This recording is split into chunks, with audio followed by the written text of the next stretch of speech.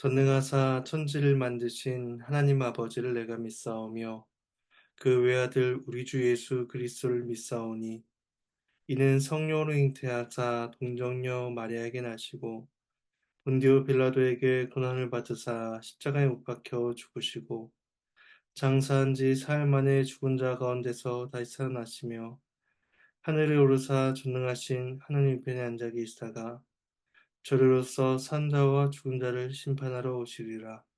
성령을 믿사오며 거룩한 공예와 성도가 서로 교통하는 것과 죄를 사해 주시는 것과 몸이 다시 사는 것과 영원히 사는 것을 믿사옵나이다. 아멘. 찬송가 200장 찬송하시겠습니다. 찬송가 200장 1절과 2절을 찬송하시겠습니다. 함께 찬송하시겠습니다. 달고 묘한 그 말씀 생명의 말씀을 귀한 그 말씀 진실로 생명의 말씀이 나의 길과 믿음 밝히 보여주니 아름답고 귀한 말씀 생명샘이로다.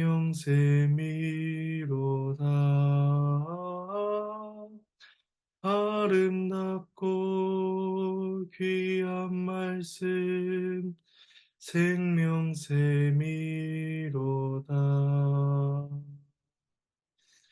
귀한 주님의 말씀은 내 노래 되도다. 모든 사람을 살리는 생명의 말씀을 값도 없이 받아 생명길을 가니 아름답고 귀한 말씀 생명샘이로다. 아름답고 귀한 말씀 생명샘이로다.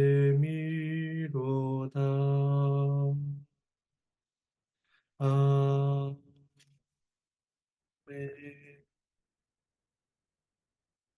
네, 함께 보실 말씀은 예레미야 27장 12절에서 22절까지의 말씀입니다. 예레미야 27장 12절에서 22절까지 말씀입니다. 네, 말씀은 본문을 살펴가는 가운데 봉독하도록 하겠습니다. 네, 어제 본문에서는 유다와 주변 나라의 왕들에게 전달될 예언의 말씀이 있었습니다. 그들은 하나님의 말씀에 따라서 바벨론에 복종해야 했고 또 거짓 승리를 예언하는 선지자들의 예언을 경계해야 했습니다. 주변 나라들에게 경고되었던 그 예언은 이제 오늘 말씀에서 유다 왕 시드기야에게 동일하게 선언되고 있습니다. 12절에서 15절까지가 시드기야를 향한 예언의 말씀인데 먼저 12절, 13절 두 절만 봉독하도록 하겠습니다. 내가 이 모든 말씀대로 유다의 왕 시드기야에게 전하여 이르되 왕과 백성은 바벨론 왕의 명예를 목에 메고 그와 그의 백성을 섬기소서. 그리하면 사실이라.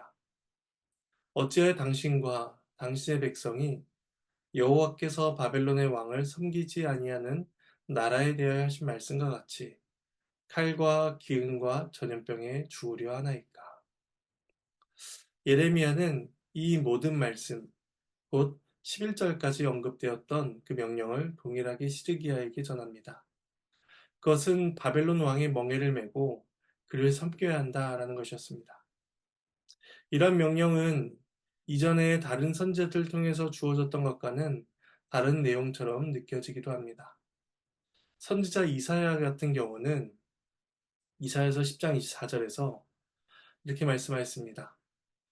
아수르가 애굽이 한 것처럼 막대기로 너를 때리며 몽둥이를 들어 너를 칠지라도 그를 두려워하지 말라 라고 하면서 이방인의 권세를 결코 두려워하지 말 것을 가르쳐 주기도 했습니다. 그런데 예레미야는 도리어 바벨론 섬기라 라고 명령하고 있습니다. 이것은 하나님께서 그들에게 주신 징계의 기간이었습니다. 오히려 그 징계를 피하려고 하는 것은 하나님께서 그들의 하나님이시며 세상의 심판주가 되신다라는 사실을 거부하는 것과 같았던 것입니다. 반면에 겸손한 마음으로 하나님의 모든 징계의 기간을 견뎌내는 것이 우리 하나님의 말씀에 순종하는 것이었습니다. 항복이 생존의 열쇠였으며 순종이 평안의 열쇠였던 것입니다. 그래서 13절에서 경고의 말씀을 덧붙이고 있습니다. 어찌하여 칼과 기근과 전염병에 죽으려 하나이까? 라는 것이었습니다. 시드기야는 바벨론에 대항하려는 나라들의 뜻을 같이하여 바벨론의 멍에로부터 벗어나려고 했었습니다. 하지만 그러한 결정은 하나님의 뜻을 거부하는 나라들에게 주어진 결말을 자초하는 것이었습니다. 그리고 여기서 예레미야는 당신과 당신의 백성이다 라는 표현을 통해서 이스라엘의 미래가 시드기야 왕의 결정에 달려있음을 보여줍니다. 이스라엘 온 백성들이 평안을 누릴 수 있는 방법은 하나님의 뜻을 따라 통치하는 왕의 다스림 아래에 살아가는 것이었는데 그 왕이 하나님의 뜻을 쫓지 않는다면 그들의 백성 또한 그 왕과 함께 심판과 재앙을 누리게 되는 것이었습니다. 여기에서는 하나님의 말씀에 순종하여 바벨론의 멍에를 지는 것이 곧 하나님의 뜻을 따르는 것이었고 그것이 곧 이스라엘이 평안을 누리는 방법이었던 것입니다.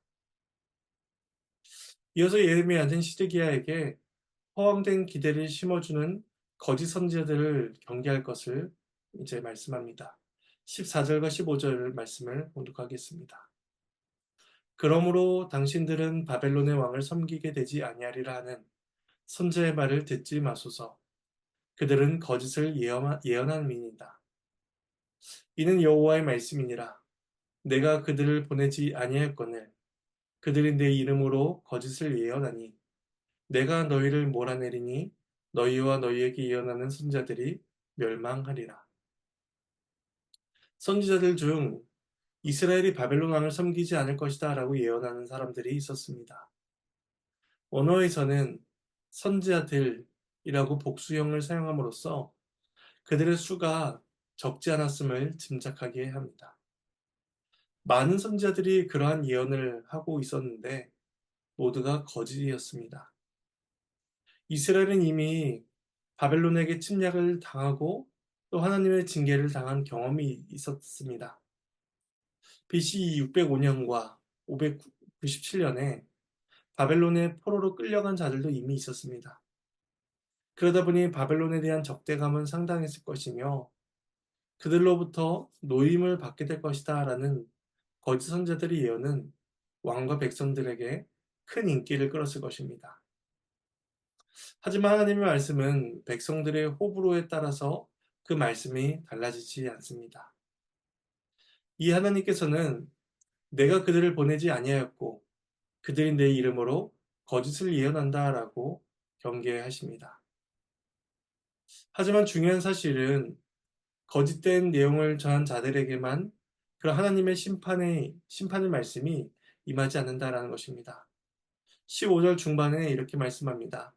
내가 너희를 몰아내리니 너희와 너희에게 예언하는 선지자들이 멸망하리라. 추방과 멸망이 이스라엘 전체에게 임하게 될 것임을 가르쳐 주십니다. 미혹하는 선지자들만 문제가 되는 것이 아니라 미혹을 당한 자들도 문제가 된다는 것이죠. 그러므로 이스라엘 중 누구도 거짓 선지자들 때문에 자기들에게 재앙이 임했다라고 그렇게 변명하거나 탓을 할 수가 없는 것입니다. 그리고 이어서 예레미야 선지자는 제사장들과 백성들에게 하나님의 말씀을 전달합니다. 16절부터 말씀인데 먼저 18절까지 말씀을 봉독하도록 하겠습니다.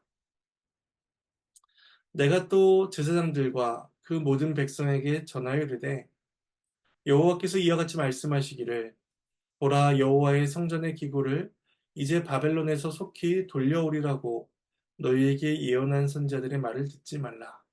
이는 그들이 거짓을 예언함이니라 하셨나니 너희는 그들의 말을 듣지 말고 바벨론의 왕을 섬기라.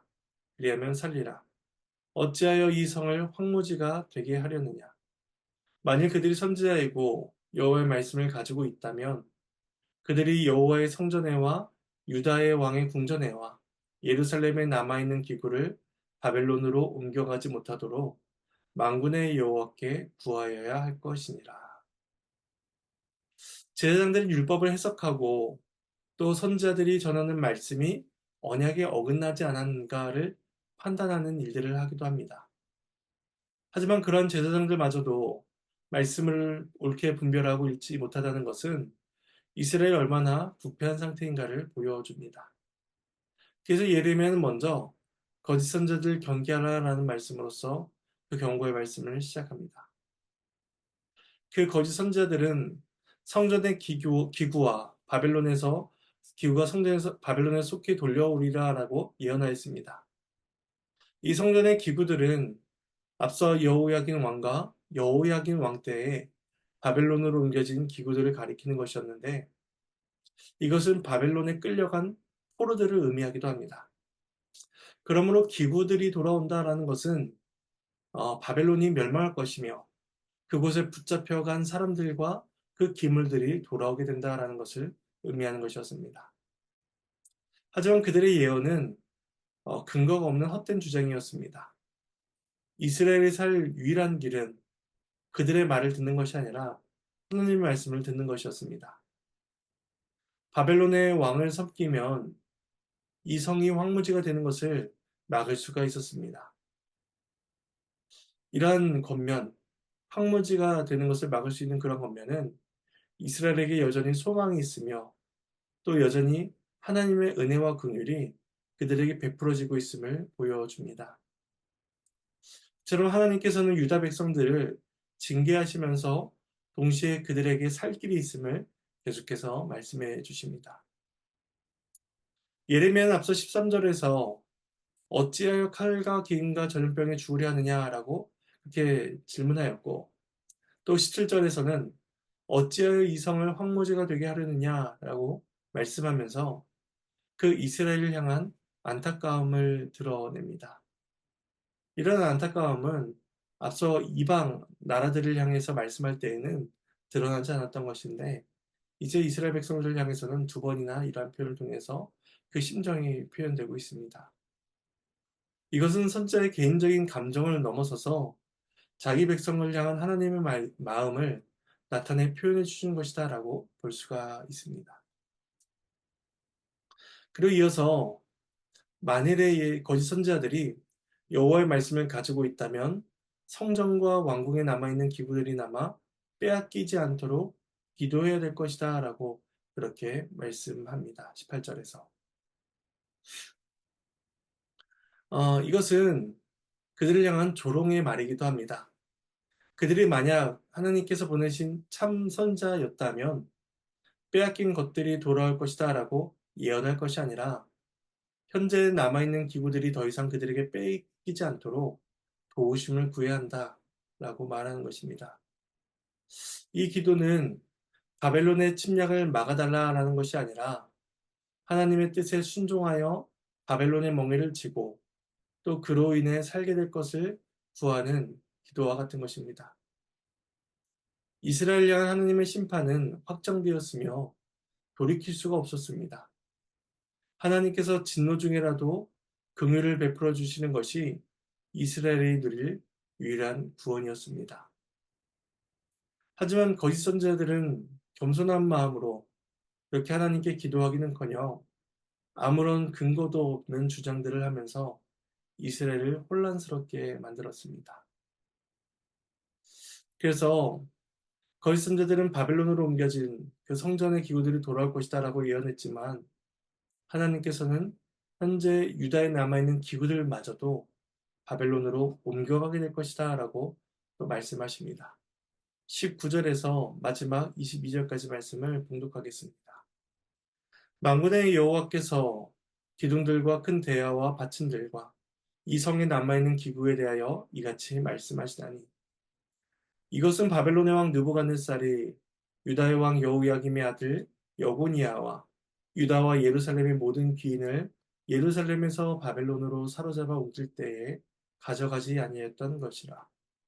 만군의 여호와 이스라엘의 하나님께서 여호와의 성전과 유다의 왕의 궁정과 예루살렘에 남아있는 그 기구에 대하여 이와 같이 말씀하셨느니라.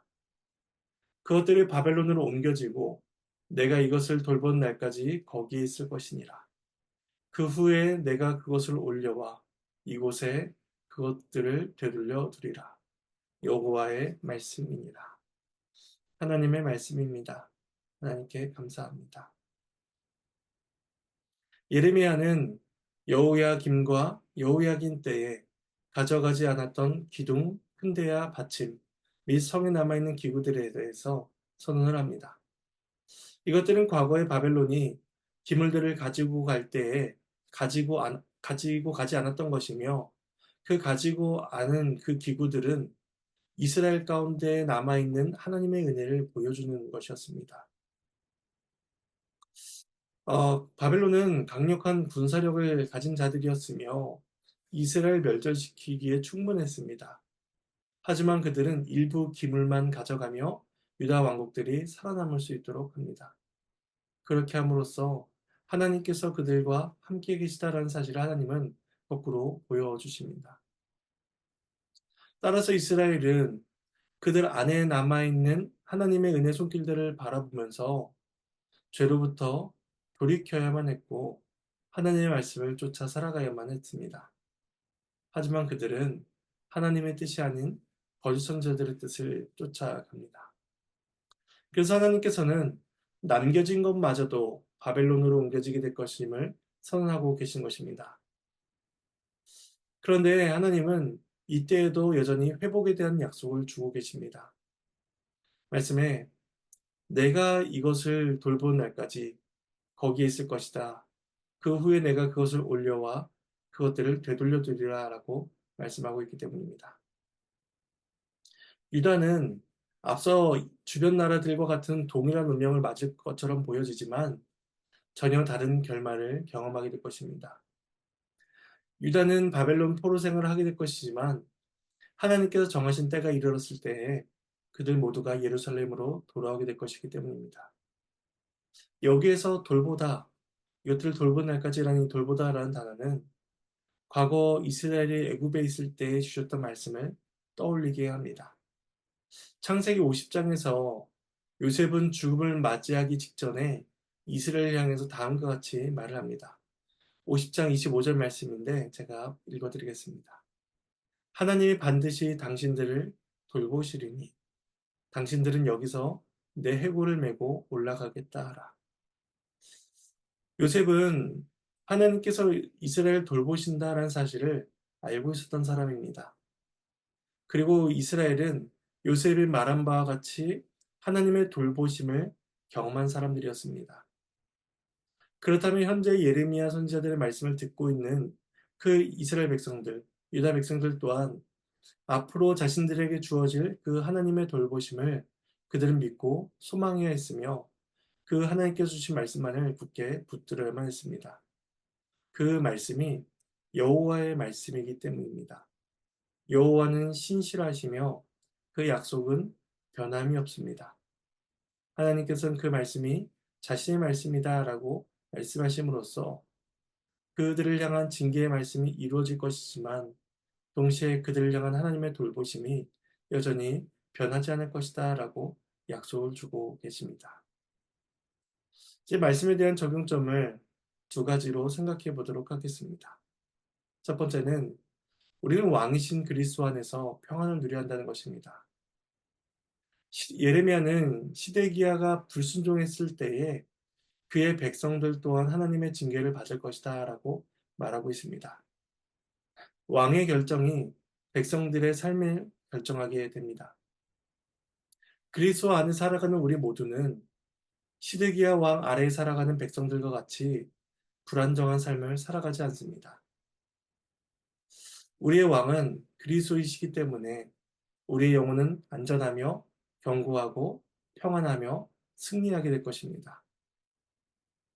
따라서 우리는 왕이신 그리스도를 신뢰하며 그분의 통치 아래에서 살아가야만 합니다. 두 번째 적용점은 하나님께서 자신의 이름을 두고 주신 그 약속은 변함이 없다라는 사실을 우리는 기억해야 합니다. 거짓 선지자들은 실체 없는 약속을 합니다. 포로들이 돌아올 것이다. 바벨론에게 굴복하지 않을 것이다. 라는 거짓 평안을 약속합니다. 이처럼 세상은 우리에게 실체 없는 행복, 근거 없는 평안을 약속합니다. 하지만 하나님께 주신 우리 약속은 전혀 그렇지 않습니다. 히브리서 7장 22절에서는 예수님이 더 좋은 언약의 보증이 되셨다라고 선언합니다. 그리스도 예수 안에서 언약은 성취가 되었으며 그 언약 속에서 우리는 흔들리지 않는 견고한 근거와 확신을 갖게 됩니다. 따라서 우리는 우리에게 약속을 주신 그 영원하신 하나님을 신뢰하며 그 언약의 보증이신 예수 그리스도의 사역을 우리는 믿음으로 고백하며 오늘 하루를 살아가야 할 것입니다. 우리에게 주시는 그 영원한 행복과 평안은 거짓 평안이 아니라 실체 없는 행복이 아니라 그리스도 안에서 주어진 영원한 기쁨이며 평안입니다. 그 평안을 누리시는 저와 여러분의 삶이 되기를 소망합니다. 제가 잠시 기도하겠습니다. 하나님의 은혜에 감사를 드립니다. 하나님의 말씀에 순종하며 살아갈 수 있도록 도와주시고 왕이신 하나님의 통치를 받아 살아가는 복된 백성들이 될 수 있도록 도와주시옵소서. 감사를 드리옵고 이 모든 말씀 예수님의 이름으로 기도합니다. 주님께서 가르치신 기도로 마치겠습니다. 하늘에 계신 우리 아버지여 이름이 거룩히 여김을 받으시오며 나라가 임하시오며 뜻이 하늘에서 이루어진 것 같이 땅에서도 이루어지리이다. 오늘 우리에게 일용할 양식을 주시옵고 우리가 우리에게 죄진 자를 사여 준 것 같이 우리의 죄를 사여 주시옵고 우리를 시험에 들게 하지 마시옵고 다만 악에서 구하시옵소서. 나라와 권세와 영광이 아버지께 영원히 있사옵나이다. 아멘.